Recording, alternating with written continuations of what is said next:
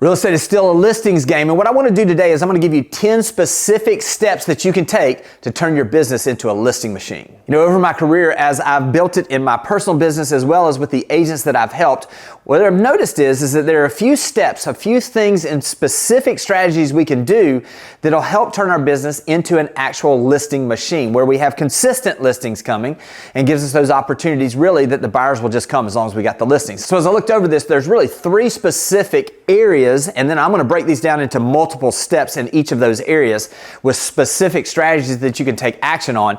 But there's 3 areas really that we need to focus in on to turn our business into listing machines. The first one is to plan and prepare for success. The second is to make sure that we're out there and that we're providing value and that we're actually executing on the strategies that we have. And then third is there are certain things we can do to multiply our successes going forward. So let's start in the preparation and actually in the planning start. And it really should start with the planning. So what is it that you actually want? So number 1 is this. Plan for success. What is it exactly that you want in your business? Is it that you have a specific number of listings that you want? Is it that you're wanting a specific number of listings that are luxury or that are in a certain price point? You have to get clarity on exactly what you want, because the second that we can get some clarity, now we can begin to put a plan together on how do we get those things. So I'm going to just use this example. Let's say that you decided you wanted to have 24 listings this year as an individual agent. I'm just using that as a round number. Easy because it's 2 per month. So what does it take for us to get to 2 per month? What do we need to do to make sure that we have those opportunities? I'm going to get into the specific strategies on that coming forward, but when we know how many we want, now we can begin to plan for that. I would suggest that you lay this out and break it down to a monthly basis. Now, if this is going to be over the next 12 months, you have to understand that we work in a business that has a business cycle. So what I like to do is set the goal here, start the activity, and then start measuring everything 30 days out. So we start actually 30 days out for the next 12 months. So if we've got a goal to get 2 listings per month, we start working on that now. We have the first month we're going to keep accountability on this, starting in the following month. Now that we've got our plan of action, now we have to prepare for success. So what is it that we can do to make sure that we're ready for this success? This is where you can literally begin to go ahead and up front put together a marketing plan. Make sure that your listing presentation is on lock. And then the most important thing that I think you should do is you got to know the market better than anybody else. So what I would suggest is in that 30 days we were talking about where you're preparing basically to start measuring your goals, I would take that time and I would visit as many houses as possible, and I would actually put a number on that. So if you're wanting to become a luxury agent, we need to make sure that every single week we're previewing at least 10 houses per week for that first 4 weeks. Now we've seen 40 houses that are on the market. These are where we're going and we're previewing these places. We're doing some video content maybe if the listing agent allows us to do that. We're getting an opportunity to know the market better than anybody else. Now when we have those opportunities, we can say, yes, as a matter of fact, your competition is going to be this one. I was in there last week. These are the things that are different between your place and that place. Now you're speaking from a place of authority, a place of understanding. Now you're fully prepared. Now you've got a plan of action. Now let's get to actually taking into the strategies that are going to get us those listings. All right, those first 2 steps are actually our preparing and planning for getting ready for our success. Now we're actually going to execute on our plans. And so what is it that we can do? What are specific strategies that we can take so that we can move the ball forward? The first step is to re-engage our database. Look, there are a lot of people that you have that were past buyer clients that ultimately, as the circle of life, so to speak, of our business happens, they start out as buyers, they become sellers, become buyers, become sellers. They should be constantly moving that. So what is it that we can do to re-engage our database with our past clients and our sphere of influence?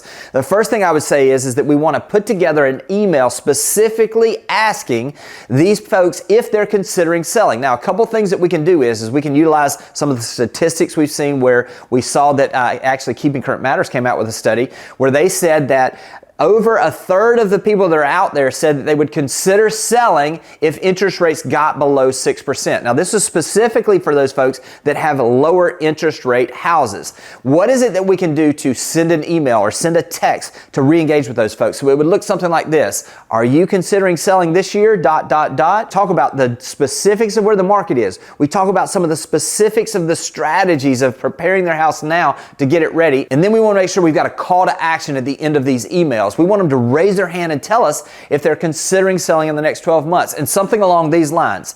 If you're considering selling within the next 12 months, just reply back to this email and I'll send over the 6 most critical things that every homeowner should do before listing their home for sale.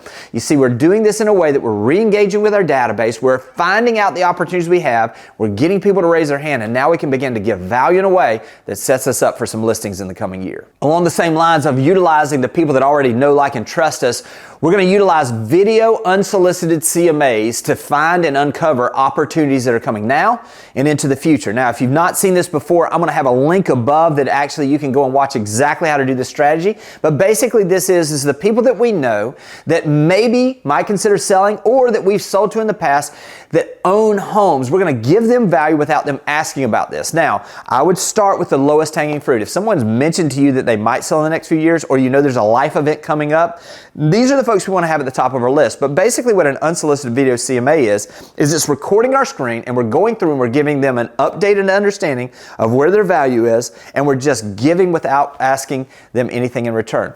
This strategy alone generated over $11 million in listings for me over a 3-month period just by doing one of these a day. Again, if you haven't seen that, go back and watch that video. It's going to give you the details on exactly how to do the strategy, and I know that it's going to get you listing opportunities in the coming year. Staying along this line of the people that already know, like, and trust you, I love the way that Heidi Harris has put this. Go buy lunch instead of buying leads. Stop spending some of the money that you have allocated in your marketing budget for buying leads, and actually think about the people in your sphere of influence, the people that are around you that already know, like, and trust you. Deepen those relationships so that you have an opportunity to go out and to deepen those relationships in a way that referrals come in. So how would you do this? This is noticing people, just noticing people that maybe a life activity is happening on social media and just simply reaching out and saying, hey, I'd love to just catch up with you. It's been a little while. Can we catch up for coffee or lunch next week? And then just ask them how life is going. Eventually, it's going to come around to real estate. And when it does, just make sure that you are at a position where you just have earned the opportunity to say, hey, thanks again in advance for keeping me in mind in case you hear of somebody that's considering selling their home or buying a home in the next little bit. You see, when you plant those seeds, when you build those relationships, you can't imagine how many opportunities are going to come your way. The next specific strategy to generate listings is geographical farming. It is the foundational basis for having a consistent way to be able to be known as the expert in a neighborhood or a specific area.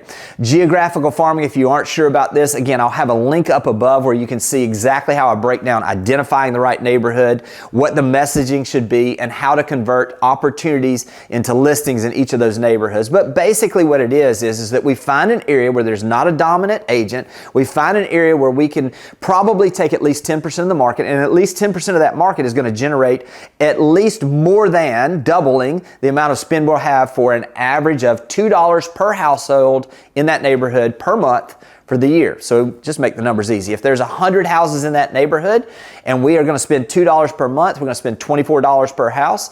We're going to be looking at around $2,400 that we're going to be spending in that neighborhood over the year.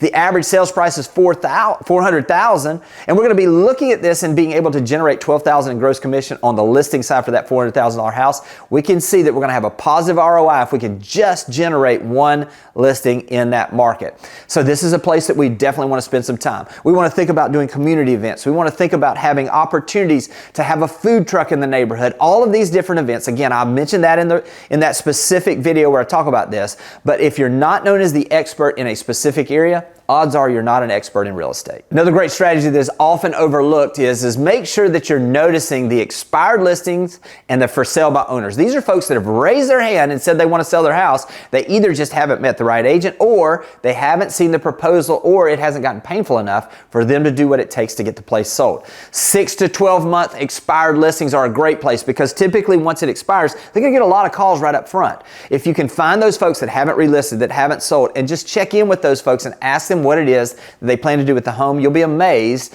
at what that's going to uncover for you. Also, have a specific plan in place that you can have for expired listings. A series of actual value adds that you can give to these folks that's going to lead to when the time comes for them to relist that you at least get the opportunity to interview for their position. For sale by owners, how is it that you can provide value in a way right out of the gate that gives you an opportunity that when the time comes, not if, but possibly, probably, when the time comes that they decide to list their home for sale, that you're top of mind and you get the opportunity to be that agent of choice. You see, don't miss out on those easy opportunities where people are already telling you they want to sell. They just haven't had the opportunity to find the right agent that gives them the right perspective on how they can add value in a way that makes it a net positive for them to list with them. All right, these last 3 points, we're really going to break down exactly how we multiply the opportunities that we have and how we turn that into additional listings going forward. You know, we started out with the first 2 parts where we were doing our planning and our preparing, and then we talked about the execution, specific strategies, and there are tons of those out there that you can find if those didn't fit exactly what you're wanting to do. But now, once we've got the listing, how do we take that one listing and turn that into an opportunity to get multiple listings and multiple transactions in the future? It starts with having 3 specific things. The one that I want to start with is open houses. Open houses is a great way for you to show your value in the neighborhood. It gives you the ability. You'll be amazed at how many of the other owners, especially those that are considering selling in the next 6 months, will show it up in an open house to be able to see the house because they can compare it in their mind. So how do we do this in a way that generates an opportunity where you know who those folks are? I like to call the neighborhood before we actually have the open house and let them know that we're having an open house on Saturday, for example, from 10 till noon on Saturday morning. But what we're actually going to do is we're going to have the house open from 9 to 10, not to the public, for just the homeowners in the neighborhood in case they want to see it before the crowds get there. This is a great way because that conversation with someone who's coming that's a neighbor to see the house should be different from the person who's there to look at the house to potentially buy it. By them coming during that time, spend extra time asking them about their situation, asking them how this house compares to their house. Do they feel their houses, that the price on this house is too low or too high? How does it compare to where they feel like the price should be on their home if they decide to sell? All of these are questions that begin to give you the opportunity to build a relationship. At the end of having those conversations, say, hey, look, I'd love to keep in touch with you because as we go through this process, once we sell this house, it's absolutely going to affect the value of your house because it'll be the most recent comparable sale. I'd love to keep in touch with you, gather their contact information, do an unsolicited video CMA for them, follow up with quality information, and you will get opportunities with those owners through open houses. The next step is to utilize every single marketable moment you have in that listing. Now, again, we're talking about listings. When you have listings, they should generate additional listings because now, not only is it the potential buyers that are watching you, those people that are considering selling, that are watching how you do your business. So what is it that you can do to highlight these marketable moments and to share these out? Talk about behind the scenes on social media. Your Instagram stories, you should be talking about, we're preparing this house, we're staging this house, show before and after on the staging. If you're going to be launching this listing, talk about what you're doing to prepare that launch. Call all of the neighbors like we were talking about to tell them about an open house. Walk the neighborhood and knock the doors to meet face to face with the other owners so they see you out there hustling. They see you out there working to generate a sale for the homeowner that has listed their home with them. Make sure once the sale goes pending that you let those neighbors know. Make sure also that once the house is sold, you call them to let them know that absolutely this new sale is going to affect your value. If you'd like, I'll be glad to share this information with you. At the end of these conversations, if it never comes up, just say, hey, listen, I'd be the worst real estate agent in the world if I didn't at least ask if there's a price where you guys might consider selling. You see, when you set the table and you utilize these marketable moments, you're going to not only draw attention now, but you're going to set the stage for opportunities for listings in the next few months that's going to absolutely help your business move forward. Last but not least is tell the story of your success. In other words, once you've had a listing sell, that is the best marketing opportunity you could have to let other sellers or potential sellers and listings know what it is that you actually do. Now, we used to do these where you would see these postcards that would come out and it's just standard. It would just say, just sold 3 days, multiple offers. And basically all we're doing is we're letting people know that it sounds so easy that why do they even need us and why shouldn't they negotiate our commission down? But what can you do differently? And I love the way that we can tell this story. I noticed a specific strategy that Noah Escobar used where he actually went in and told the story of his sale. And what he did is he took a little spin off of what Jimmy Mackin's done with some of these things, and where he went in and he basically said, did you hear what your neighbors did? And then it was a timeline where he told the story of the actual sale. We got the call from these folks and they told us they were moving out of state. We immediately went to work on our marketing plan. We did great video. And by the way, here is a QR code on how to do this. This generated this many showings. Then we hosted an open house. This generated this many opportunities, which generated multiple offers, which helped us sell it for above the market value that we saw previous and set a new record. You see, when you tell the story, now what you've done is you've shown your value. And what you've done is you've actually given the people the ability to see themselves in this process of selling their home.